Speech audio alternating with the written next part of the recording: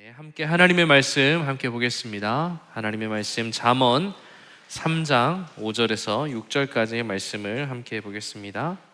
잠언 3장 5절에서 6절까지의 말씀 함께 보겠습니다.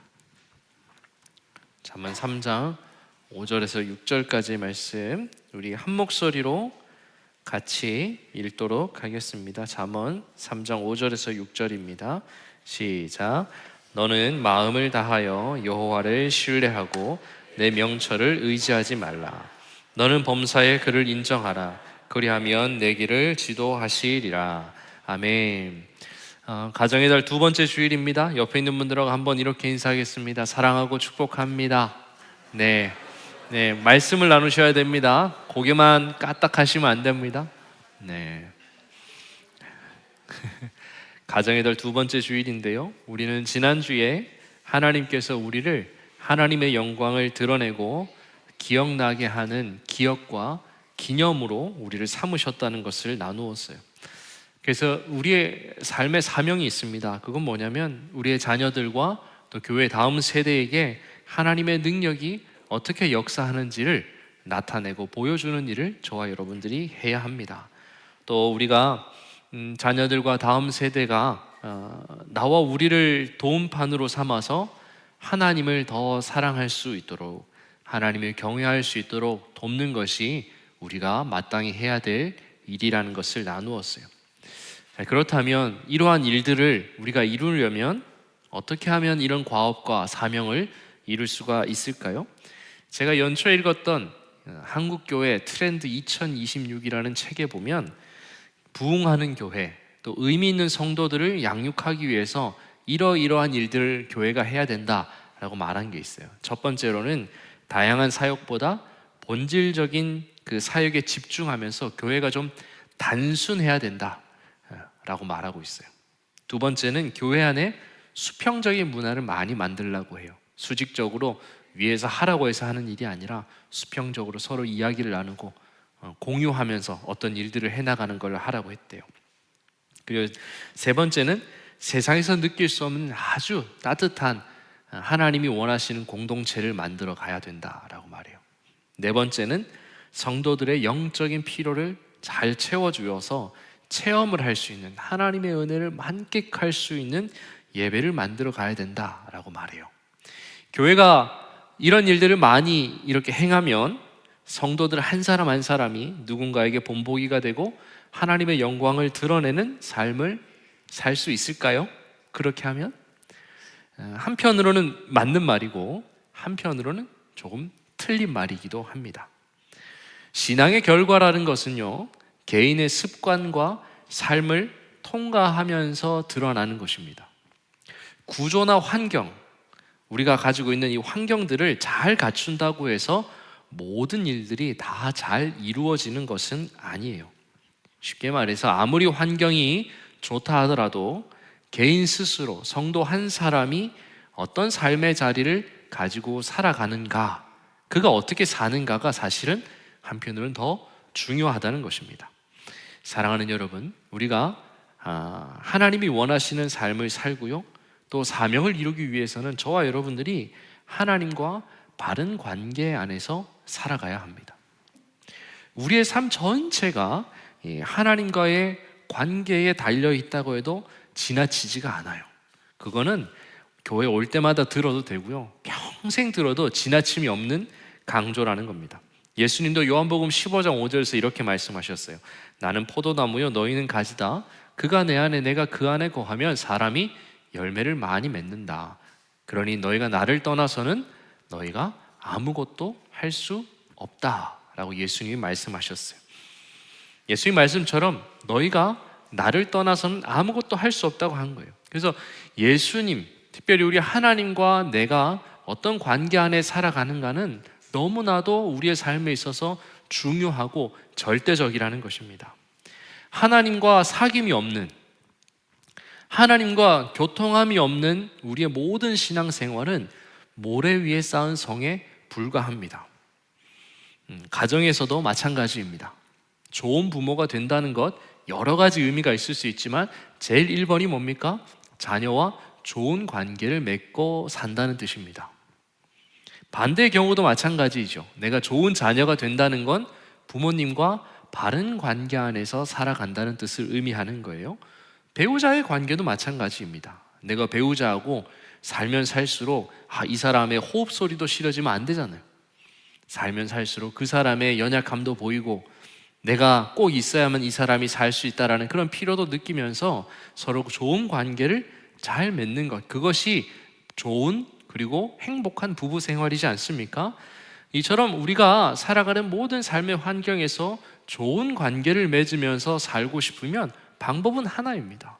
누구와 관계를 잘 맺고 살아야 됩니까? 하나님과 바른 관계 안에서 살면 우리가 살아가는 대부분의 문제들은 해결할 수 있다는 겁니다. 황지영 교수님이 쓴 사이 좋은 부모 생활이라는 책에 이런 말이 나와요. 하나님과 사이가 안 좋으면 자기 자신을 사랑하지 못할 뿐 아니라 타인을 신뢰할 수 없다. 그러므로 모든 관계에 비상등이 켜지는 것과 같다라고 이 책에서 말하고 있어요. 100% 공감이 되는 이야기입니다. 사랑하는 여러분, 여러분들은 하나님과 내 사이에 어떤 등이 켜져 있습니까? 건널목에서 보는 그 녹색 신호등처럼 녹색불이 켜져 있습니까? 아니면 빨간불이 켜져 있습니까? 오늘 우리가 말씀을 함께 읽으면서 또 들으면서 묵상하면서 들으면서 하나님과 우리의 관계가 녹색등이 되기를 축복합니다. 자, 그렇다면 관계가 뭡니까? 관계라는 것, 신학적으로 하나님과 성도가 바른 관계 안에 산다라는 건 서로를 향하여 마음을 열고 마음과 감정을 주고받으면서 살아가는 생명이 연결된 관계를 뜻합니다. 이런 거를 잘 보여주는 운동 경기가 하나 있습니다. 여러분들 운동회 해보셨죠? 요즘은 워낙 민원이 많아서 운동회도 못한다고 하는데, 예전에 운동회 하면 꼭 빠지지 않고 하는 경기가 있습니다. 그게 뭐냐면 2인 삼각 경기입니다. 두 사람이 서로 안쪽 다리를 잘 묶어가지고 마치 다리가 4개인데 3개가 된 것처럼 해가지고 목표 지점까지 호흡을 맞추어서 달리는 협동 경기입니다. 한 번쯤은 해보셨죠? 나 혼자 막 가고자 하면 어떻게 됩니까? 둘 다 쓰러지죠. 호흡을 잘 맞춰서 하나 둘 하나 둘 하나 둘 해야 목표 지점까지 갈 수 있어요. 이 경기가 하나님과 성도의 바른 관계를 잘 보여주고 있는 것 같아요. 하나님과 성도가 사랑의 끈으로 연결이 되어서 호흡을 맞추어서 하나 둘 살아가는 것이 하나님과 바른 관계 안에 사는 것이라고 주님이 말씀하셨어요. 호세아 11장 4절인데요, 같이 한번 읽겠습니다. 시작. 내가 사람의 줄 곧 사랑의 줄로 그들을 이끌었고 그들에게 대하여 그 목에서 멍에를 벗기는 자 같이 되었으며 그들 앞에 먹을 것을 두었노라. 하나님이 무엇이라고 말씀하십니까? 사랑의 줄로 이스라엘 백성들을 이끌었대요.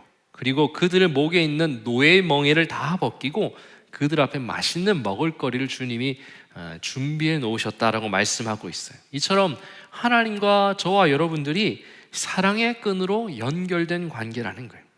그래서 이 관계, 사랑의 끈으로 연결된 관계 안에서는 수학 공식처럼 되지 않는 일들이 많이 일어납니다. 하나님은 우리에게 사랑과 관용과 풍성한 은혜를 우리에게 주세요. 성도는 그래서 그 사랑과 관용과 은혜를 받고 나면 어떻게 하냐면 그 은혜에 감사하여서 자신의 삶을 자원하여 하나님께 드리는 것을 기뻐하게 된대요. 이건 수학적으로 계산이 안 되는 거예요. 너가 하나 주었으니 내가 하나 준다, 이런 게 아니라는 거죠. 어떨 때 하나님이 하나 주는데도 그게 너무 감사하니까 내 전부를 하나님께 드리는 이런 오묘하고 사랑의 관계가 바로 주님과 나의 관계라는 것이에요. 그래서 김영국 목사님이 쓰신 풍성한 삶으로의 초대에서는 하나님과 우리의 관계를 이렇게 표현해요. 사람은 하나님과 사랑을 주고받을 수 있고 하나님의 마음을 알아챌 수도 있고 하나님의 마음에 반응할 수도 있다. 그분을 기쁘시게 할 수도 있고 그분을 슬프게 할 수도 있는 존재가 누구냐? 우리 사람이라는 거예요. 우리가 하나님과 그런 관계 안에 놓여 있는 삶을 주님이 우리에게 예배해 두셨다는 겁니다. 이렇게 성도 한 사람이 하나님과 투닥투닥 거리면서 가끔은 기쁘게도 하고 가끔은 슬프게도 하는 그런 삶을 오르락 내리락 하면서 살아가는 것이 하나님과 바른 관계 안에 살아가는 거라고 말씀하고 있어요. 그래서 하나님과 바른 관계 안에 사는 성도는요, 이런 상호작용을 통하여서 하나님의 진심을 배워갑니다. 하나님의 진심이 무엇입니까? 하나님의 진짜 마음. 당신의 독생자 아들 예수를 죽기까지 우리를 위해 내어놓으시고요, 우리를 사랑하신 그 사랑과 관용과 은혜를 우리의 어떤 상황에서도 하나님이 끊임없이 나와 우리의 삶에 부어주신다는 것, 그것이 하나님이 말씀을 통하여 우리에게 보여주신 하나님의 진심이라는 거예요. 성도는 그 하나님의 진심을 알기 때문에, 내가 부족해도 하나님이 항상 나를 사랑하는 걸 알기 때문에 내가 드릴 수 있는 하나님을 향한 최선과 최고의 것을 자원하여 드리는 것을 아까워하지 않는데요. 그게 바로 서로 마음과 진심을 주고받은 하나님과 나 사이에서 누리는 복이라고 오늘 하나님이 우리에게 말씀하고 있는 것입니다.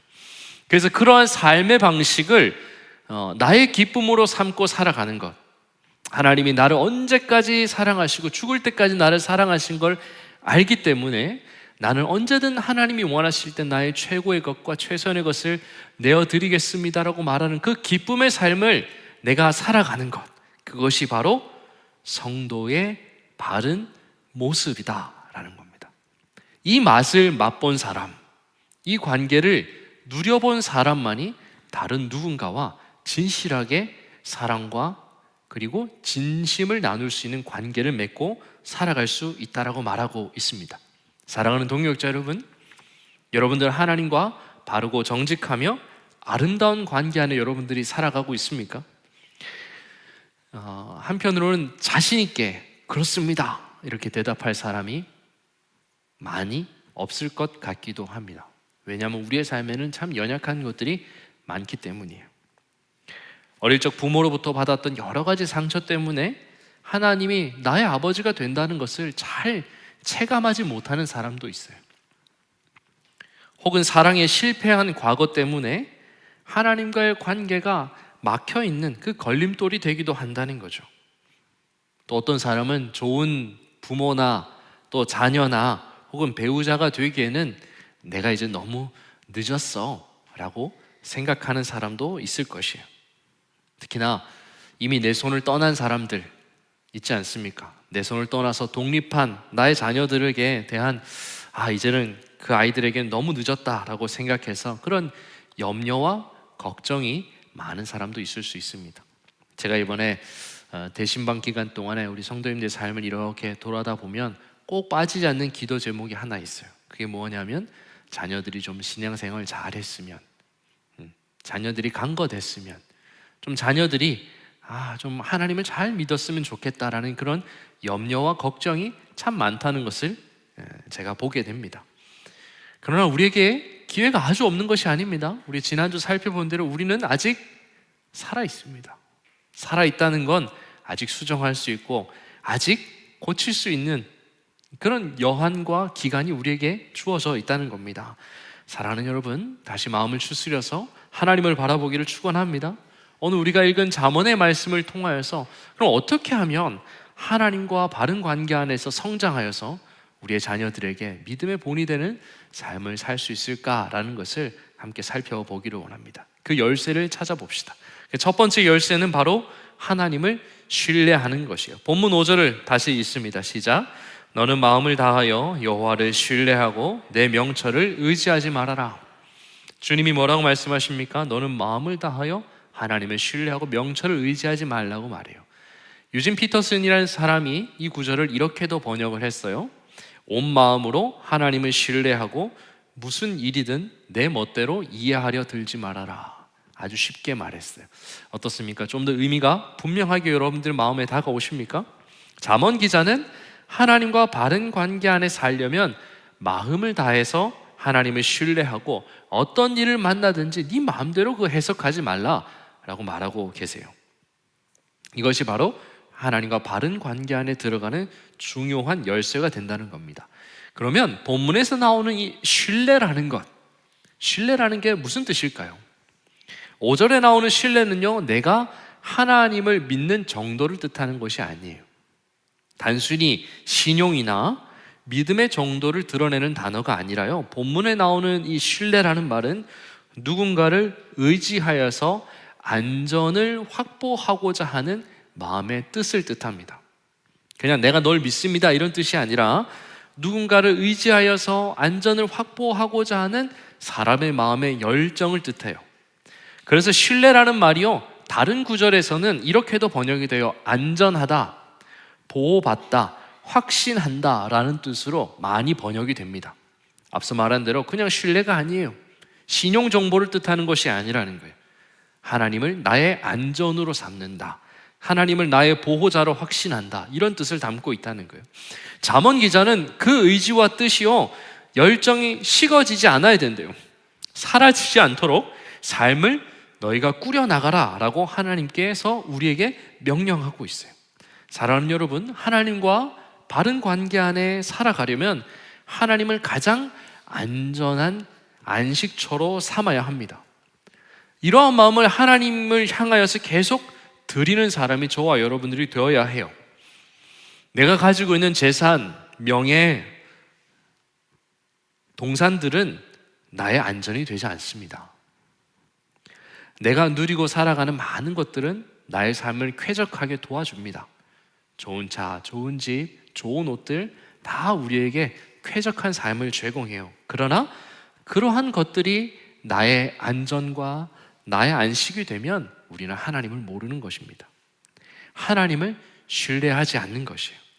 하나님을 유일하고 또 최종적이고 완전한 나의 안전으로 삼지 않고 우리가 교회 생활을 하면요, 그건 종교 생활에 불과합니다.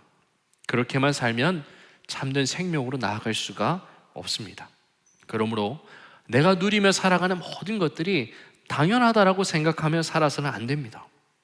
내가 누리고 살아가는 모든 것들이 나의 안식처요, 나의 기쁨이다, 그렇게 생각하고 살면 안 된다는 거죠.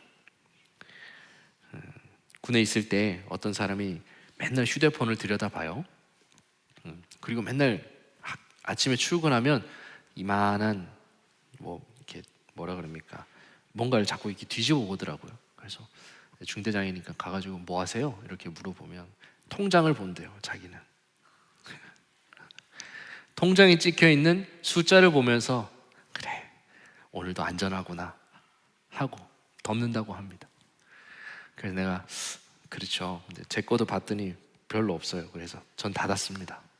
사랑하는 여러분, 내가 누리고 내가 살아가는 것, 내가 느끼고 내가 만끽하는 것들이 내 삶의 안전과 안식이 되면 안 된다고 주님이 말하는 거예요. 그거 신뢰하는 마음이 하나님 앞에서는 불의한 것이라고 오늘 우리에게 말하고 있는 것입니다.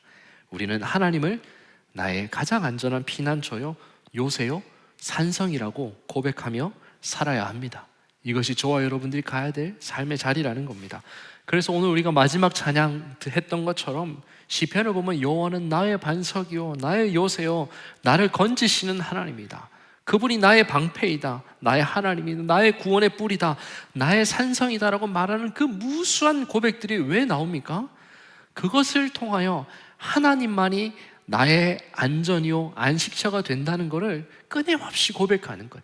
그 열정을 하나님 앞에 드리는 삶을 사는 거예요. 그렇게 살 때에 하나님과 내가 바른 관계 안에서 살아갈 수 있다는 것을 계속해서 시편 기자가 고백하고 있고, 본인도 그렇게 살고 나도 그렇게 살고 너희도 그렇게 살기를 바란다는 마음으로 곡조에 맞추어 시편을 기록한 것이에요. 누가복음 15장에 보면 탕자의 비유가 나옵니다. 아버지의 집에 있을 때에는 아버지가 주시는 안전과 안식을 당연하게 여겼어요. 그는 아버지보다 그렇게 살다 보니까 자기는 아버지의 그 주시는 안식과 안전보다 내 인생, 내 자유, 내 즐거움이 더 중요하게 되었어요. 그래서 자기가 스스로 누리며 사는 것이 자기 인생을 안전하게 할 것이다 생각해서 아버지에게 뭘 요구합니까? 유산을 요구하죠. 탕자는 아버지에게 유산을 요청하여서 받게 됩니다. 그런데 그 탕자가 무엇을 잃어버리게 됩니까? 가장 안전하고 안식을 주시던 아버지를 잃어버리게 된 거예요. 아직 혈기가 가득했던 탕자는 그 사실을 인지하지 못했어요. 하지만 모든 재산을 다 잃고 흥청망청 다 써버리고 난 뒤에 굶주림 속에서 돼지가 먹는 밥을 먹다가 보니 비로소 깨달은 거야. 아, 내가 아버지를 잃어버렸구나. 탕자는요, 돼지 밥을 먹으면서 돈을 잃은 것 때문에 아쉬워한 게 아니라는 거예요. 그건 중요하지 않았다는 거예요. 그걸 먹다 보니 탕자가 내가 진짜 잃어버린 게 뭔지를 그가 깨닫게 된 것입니다. 바로 가장 안전하고 언제든 달려갈 수 있는 아버지를 스스로가 버리고 잃어버렸다는 걸 그가 돼지들의 똥들 속에서 생각을 내는 겁니다. 그래서 그 탕자가 잘한 것 딱 한 가지가 있습니다. 뭡니까? 자기가 그걸 깨닫자마자 바로 아버지께로 그가 달려갔다는 것입니다. 자기가 잃은 것이 얼마나 중요하고 결정적인지를 알자마자 하나님께, 아버지께로 향하여 갔어요. 몸에서 나는 돼지 냄새는 중요한 게 아니었어요. 돈을 다 잃어도 초라한 자신의 내면과 자존심은 이제 중요하지 않는 거예요. 아버지를 다시 되찾는, 그것보다 더 중요한 게 없는 거예요. 그래서 아버지를 되찾자라는 마음으로 끊임없이 아버지의 집으로 그가 달려간 것입니다. 사랑하는 여러분, 하나님을 잃지 않아야 됩니다. 하나님을 잃지 않기 위해 최고의 신뢰의 마음을 하나님에게 보내는 저와 여러분들 되시길 축원합니다. 자녀들은요, 내가 하나님과 이렇게 긴밀한 관계 안에 사는지를 봅니다. 당장은 자기 혈기가 있어서 그거 안 보는 것 같아도요, 자녀들은 부모의 뒷모습을 다 보고 있어요. 조금만 시간이 지나면요, 부모가 어떻게 살아왔는지 훤히 알게 되고 깨닫게 됩니다. 그리고 생각해요. 야, 나는 이렇게 헉헉거리면서 사는데 우리 부모님은 어떻게 살아내셨을까? 야, 난 지금도 막 목이 타들어갈 만큼 힘들게 이렇게 살아가는데 우리 부모님들은 어떻게 그 많은 자식들을 다 키워내시고 이렇게 사셨을까? 그때 여러분들의 삶의 자리가 그 자녀들에게 이정표가 돼야 돼요. 그래, 맞아. 아버지와 어머니가 하나님을 보며 살았구나. 하나님을 의지했고 하나님을 사랑했고 하나님을 안식처로 삼았구나. 내가 가야 될 길이 그 길이구나라는 것을 저와 여러분들이 보여주는 사람이 돼야 하는 겁니다. 사랑하는 여러분, 자녀들에게 이런 하나님과의 바른 관계의 이정표를 세워주는 사람들 되기를 바랍니다. 하나님과 바른 관계 안에서 동행하는 기록과 기억이 우리의 자녀들을 살려내고 세상 끝날까지 그들을 복으로 인도하는 하나님의 중요한 기억이 된다는 것을 우리가 잊지 않아야 될 것입니다. 그래서 오늘 저와 여러분들이 해야 될 것 딱 한 가지입니다. 하나님을 최고의 안식처와 평안으로 삼아야 하는 것입니다. 내 마음을 다하여 사랑하고 신뢰하고요, 하나님이 주시는 은혜와 축복이 내 삶의 가장 안전한 포구와 피난처가 된다는 것을 꼭 마음에 수납하는 저와 여러분들 되기를 바랍니다. 두 번째 열쇠는 모든 일들 속에서 하나님을 인정하며 배워야 합니다. 본문 6절을 같이 읽습니다. 시작. 너는 범사에 그를 인정하라. 메시지 성경은 이 6절을 이렇게도 번역을 합니다. 무슨 일을 하든 어디로 가든 하나님의 음성에 귀를 기울여라. 그분께서 내 길을 바르게 인도하실 것이다. 유진 피터슨 목사님은 한글 성경에 나오는 인정한다라는 말을 하나님의 음성에 귀를 기울여라 라고 번역을 했어요. 원어적으로도 그게 더 맞는 번역 같아 보입니다. 원어적으로 보면 이 인정한다라는 말은 하나님을 피상적으로 알지 말고 모든 일들 속에서 하나님을 은밀하고 깊이 알아가라 라는 뜻을 담고 있어요. 이 인정한다라는 말이. 그러니 무슨 일을 하든 어디로 가든 하나님의 음성을 그 귀를 기우는 것이 우리에게 필요한 것이겠죠. 그런 의미에서 이사야 선지자가 이렇게도 말했어요. 이사야 30장인데요. 너희가 오른쪽으로 치우치든지 왼쪽으로 치우치든지 내 뒤에서 말소리가 내 귀에 들려 이르기를 이것이 바른 길이니 너희는 이리로 가라 할 것이다. 이사야 선지자가 하나님께 받은 복, 하나님이 주시는 복이 무엇이냐면 너희가 일로 가든 저렇게 치우칠 때 너희 귀 속에 들려오는 그 말소리가 너희를 바른 길로 인도할 것이다 라고 말했어요. 이처럼 범사에 하나님을 인정하고요, 하나님을 배우기를 힘쓰고 하나님의 음성으로 삶을 선택하며 사는 것이 하나님과의 바른 관계를 여는 열쇠라고 말하고 있어요. 하나님의 음성에 귀를 기울이면서 내가 살아가는 삶의 모든 현주소마다 하나하나마다 하나님의 음성을 기다리는 사람, 그렇게 사는 것이 바른 삶이다 라고 저와 여러분들이 오늘 소개하고 있는 것입니다. 세상은 예나 지금이나 자기 소리에 집중하도록 요구합니다. 그리고 우리의 끊임없이 TV를 통해서 우리를 유혹하고 있어요. 마이웨이라는 노래를 아십니까? 1969년에 불려진 노래라고 하는데, 이 노래 누가 한번 자주 부르냐면 자수성가한 남자들이 많이 부릅니다. 딴따라단 뭐 이렇게 하면서 막 부르지 않습니까? 노래방 같은 데, 회식 같은 데 가면 사장님들이 보통 이런 거 많이 부르죠. 부장님들이. 예, 이 노래 부르는 사람들이 이런 생각하는 것 같아요. 나는 내 방식대로 살아왔어. 그리고 이만큼 성공했어. 수많은 어려움을 뚫고 지금까지 살아온 내 자신을 칭찬해. 역시 난 대견해. 내 방식대로 사는 것이 중요해. 그렇게 생각하면서 이걸 부른다는 거죠. 요즘 어린아이들은 무슨 노래 부르는지 아십니까? 좀 철이 지나긴 했습니다만 그냥 Let it go, let it go 하면서 계속 간다고 합니다. 자기 마음대로 간대요. 이제 겨울의 왕국이라는 애니메이션의 주제곡이에요. 근데 이 부를 때 이 노래가 탁 이렇게 그 장면에서 등장할 때 어떤 때 등장하냐면 막 숨기고 사는 주인공이 이제는 숨기지 말고 너의 마음속에 있는 목소리를 따라서 너의 자신대로 살아 라고 말하면서 이 노래를 여자 주인공이 부르면서 쫙 나와요. 전 세계 아이들이 막 그 공주 같은 옷을 입고 막 한참 때는요 막 길거리에 레리꼬 하면서 돌아다니는 아이들이 엄청 많았어요. 이처럼 현대 문화는요 어른에서부터 아이까지요 내 목소리를 따르며 사는 것이 행복한 것이고 성공하는 길이야, 건강한 삶의 시작이라고 말을 해요. 내 마음을 따르고 내 소리에 집중하고요, 내가 원하는 대로 사는 것이 현대적이고 좀 세련돼 보일 수는 있겠죠. 그런데 얼마나 미련한 일입니까? 여러분들께서는 여러분들 자신을 담보할 수 있습니까? 내가 내 삶에 정말 중요하고 복되고 아름다운 결정을 내어줄 수 있는 인품과 인격을 가진 사람이라고 여러분들 어디 내놓을 만큼 자랑스럽습니까? 저는 그렇지 않습니다. 마음을 따르지 않을 용기라는 책을 지은 사람의 책을 보면 자신의 마음을 따라 사는 것을 뭐라고 이야기하냐면 작은 두개골, 이 두개골의 영주가 되는 것에 불과하다라고 이야기해요. 그러면서 이렇게 말해요. 마음속을 들여다봐서 얻는 것은 지독한 폐쇄 공포증뿐이다. 이렇게도 이야기하고 있어요. 물론 사람의 마음이 오묘하고요, 창의적이고요, 아름다운 것을 만드는 역할도 하기도 합니다. 그러나 그 사람의 마음이, 그 사람 자신이 가지고 있는 소리가 인생의 주권을 쥐는 것과는 다른 이야기예요. 우리는 하나님을 믿으면서도 내 소리에 더 집중하게 되고 내 소리를 더 중요하게 여기는 잘못을 범하지 않아야 합니다.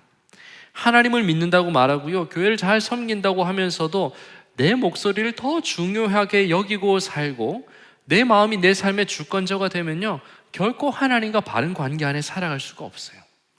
아무리 높은 신앙의 업적을 만든다 하더라도, 교회를 아무리 오래 다녀도 그 한 사람이 내 목소리를 더 청정하고 나를 중요하게 여기면요, 결코 하나님과의 바른 관계 안에 들어갈 수 없다는 겁니다.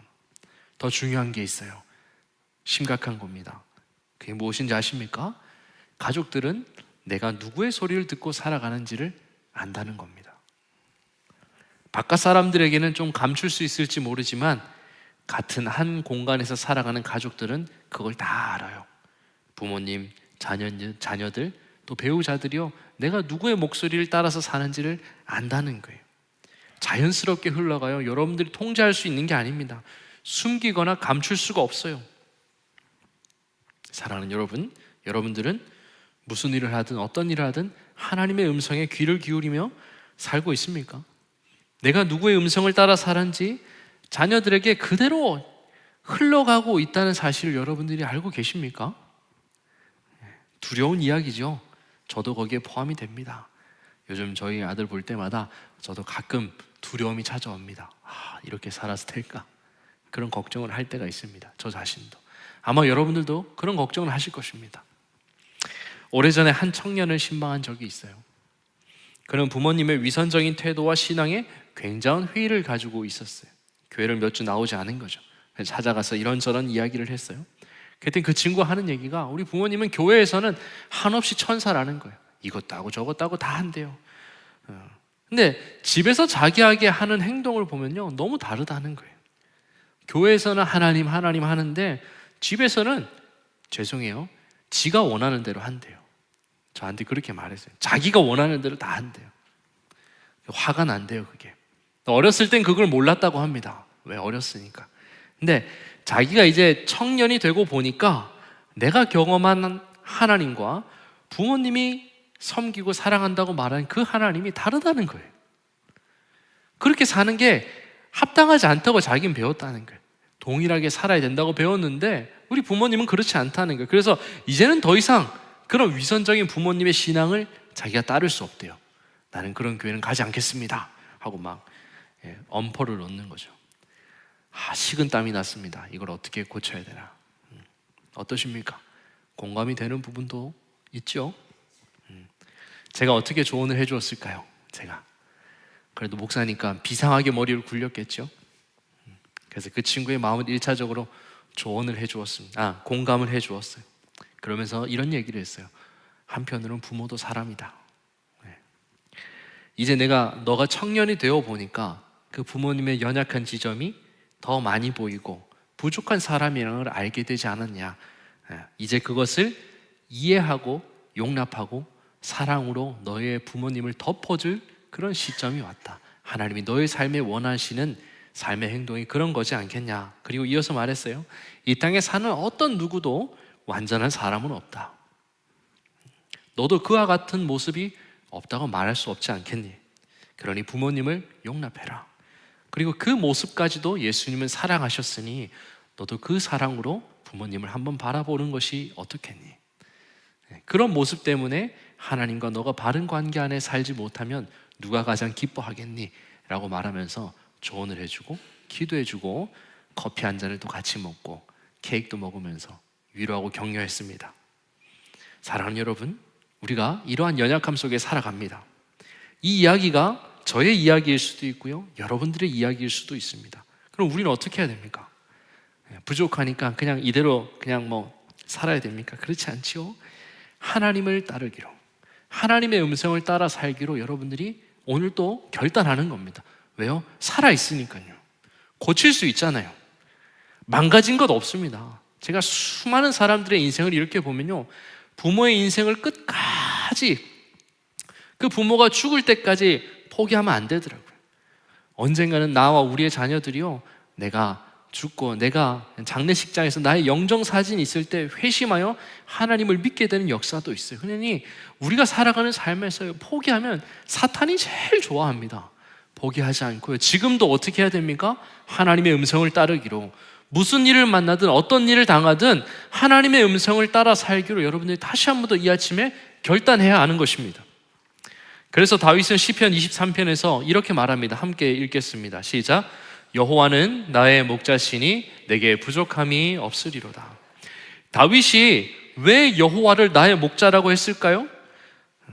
다윗은 자기 자신이 오직 하나님의 음성을 따르는 양이라는 거예요. 양으로서 목자의 음성을 잘 귀 기울이고 따라가면 언제든지 푸른 초장을 만날 수 있기 때문에 자기 인생에 부족한 것이 없다라고 말하는 거예요. 그냥 저게 상투적인 고백이 아니라는 겁니다. 내가 하나님의 양이라는 거예요. 나는 목자의 음성만 듣고 가는 양이라는 거예요. 자기가 목동으로서 수많은 양들을 치면서 자기의 음성에 반응했던 그 양들을 기억하며 다시 그 관계를 바꾸어서 말하고 있는 거예요. 사랑하는 여러분, 이 고백이 저와 여러분들의 고백이 되기를 축복합니다. 우리는 살아있어요. 우리의 과오를 수정할 수 있을 만큼 충분한 기회가 우리에게 주어져 있는 사람들이에요.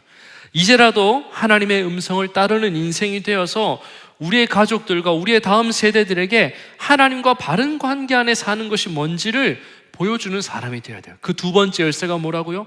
어떤 일이든지 하나님의 음성을 따라 살겠다라고 고백하는 거예요. 그리고 그 길을 살아가는 것입니다. 이것이 우리의 길이고 우리의 사명이라는 것입니다. 저와 여러분들이 하나님의 음성을 따라 살아가는 바른 관계의 사람들이 되시기를 다시 한 번 더 주님의 이름으로 축복합니다. 말씀을 맺습니다. 하나님과의 바른 관계가 복과 은혜를 여는 유일한 열쇠입니다. 다른 길은 없어요. 하나님을 믿고 사는 이 삶에요, 하나님과 바른 관계 외에는 다른 통로가 없다는 겁니다. 그래서 하나님을 우리의 가장 안전한 피난처로 삼고 살아야 합니다. 매 순간순간마다 어떤 작은 결정이든 큰 결정이든 무엇을 하든 하나님의 음성을 따라 살아가서 그걸 결정해야 하는 겁니다. 우리의 자녀들은 그걸 봅니다. 그것이 우리의 자녀를 살려내는 이정표가 된다는 것을 오늘 이 아침에 여러분들 마음에 깊이 수납하여서 이 마음밭에 심겨져서 아름답게 열매 맺는 하나님의 귀한 축복의 사람들 되시기를 축원합니다. 기도하겠습니다. 하나님, 이 가정의 달에 또 한편으로는 행복하고 또 한편으로는 감사하지만 또 한편으로는 마음에 무거운 짐들이 있습니다.